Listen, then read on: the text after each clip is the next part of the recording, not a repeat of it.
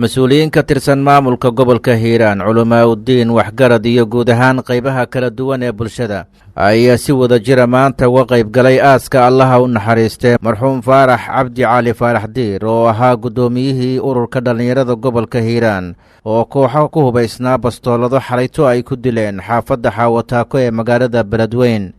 xilli uu fadhiyey maqaaxi shaaha laga cabo isaga iyo rag ka mida saaxiibadiisa oo qaarkoodna goobta lagu dhaawacay guddoomiyaha gobolka hiiraan mudane cali jayte cusmaan oo ka mid ahaa mas-uuliyiintii ka qayb gashay aaska marxuumka ayaa ka tacsiyadeeyey geerida allaha u naxariistay guddoomiyihii ururka dhallinyarada gobolka hiiraan. inna lilaahi wa innaa ilaahi raajicuun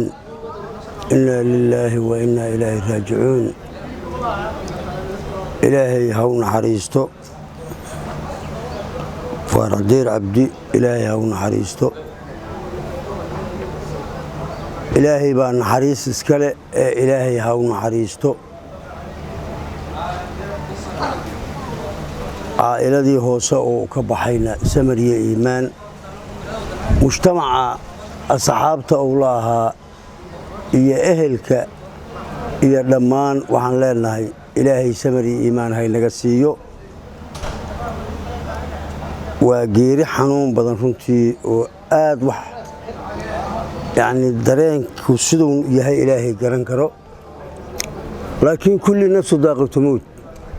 kolley wuu dhiman lahaa gacan ka xaqdarana way dishay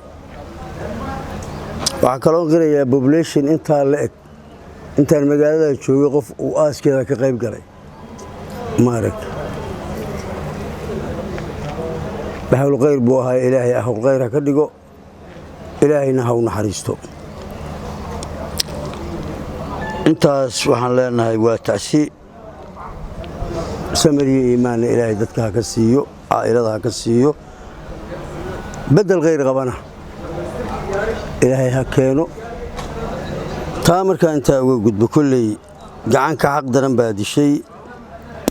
waxaan qiraynaa in dulmi lagu dilay oo wuxuu galabsaday aan la arag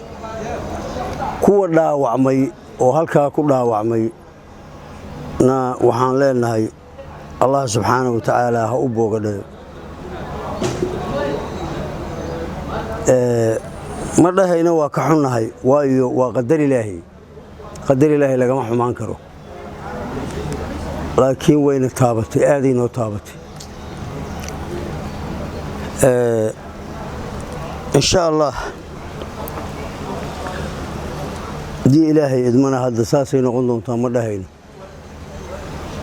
laakiin uun ma dhici doonto in dadka layska dilo layska joogo layska dilo layska joogo ma dhici doonto haddii alla idmo qof aadamiya oo dharkan xihan tahay xihan oo adiga kula mida oo magaalada kula jooga oo ina hebela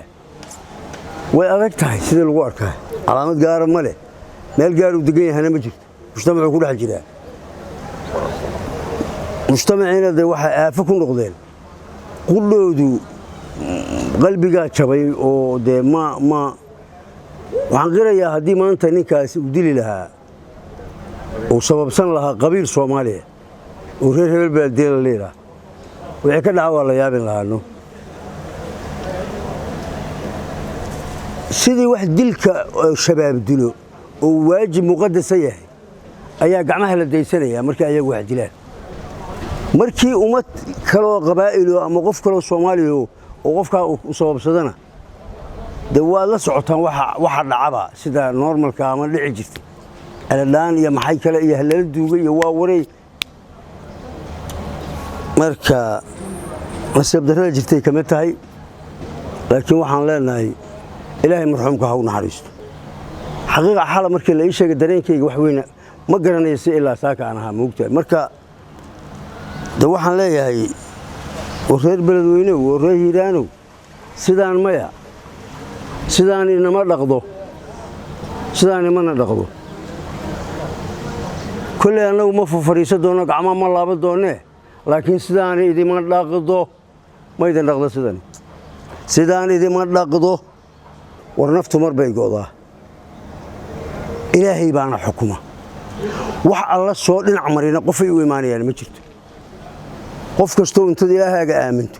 adiga ku abuuray inta aad aaminto dullinimada ha layska dulqaado anugu intaasaan leeyahay tacsidii marxuumkii dhintana ilaahay naxariistii jannaha siiyo caa'iladii uu ka tegeyna samir iyo iimaan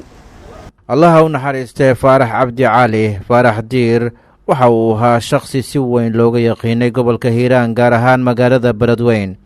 waxa uu ahaa shakhsi jecel horumarka midnimada iyo isdhexgalka bulshada geerida allaha u naxariistee marxuum faarax diir ayaa taabatay guud ahaan shacabka magaalada beledweyn innaa lilaah wa innaa ilayhi raajicuun cabdikariin maxamed siyaad shabeelow hirshabeelle t v beledweyn